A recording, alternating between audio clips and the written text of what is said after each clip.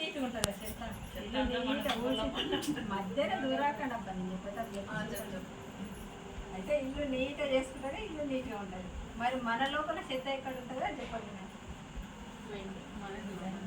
మైండ్లో చెత్త ఉంటుంది. అర్థమైన వల్ల ఆయన అవి అనుకుంటే చెత్త పెట్టుకుంటాం.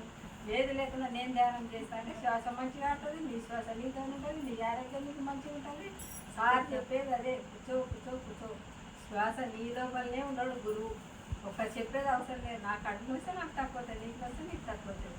నీ అనుభవాలు నీకు చెప్పాలి. దీంట్లో నేను కూడా ఎన్నో టెస్టులు చేసి టమాటాలు పెట్టి కూరగాయలు పెట్టి చేసి కట్టించినాను నేను 3 లక్షలు పెట్టి. దీంట్లో ఎంతమంది మారుతున్నారు. బాగా ఈడక 5,000 మంది అసలు వేరే ఊళ్ళో వచ్చి చేసుకుంటున్నారు. డాక్టర్ కన్నా గొప్పగా అయ్యేది ఇది ధ్యానం అంటే. గురువులకు ఎందుకు పోతామంటే కోరికలు కోరుకుంటూ ఎవరి కోరికలు అంటే నెరవేరుస్తారు దేవుడు. మనమే దేవుళ్ళం కాదు, జీవుడే దేవుడు, దేహమే దేవాలయం. మనమే దేవుళ్ళం అయినప్పుడు ఎవరో ఆ బొమ్మలు శిల్పాలు చేసిన కాడికి మనం ధ్యానం చేసి వస్తున్నాం.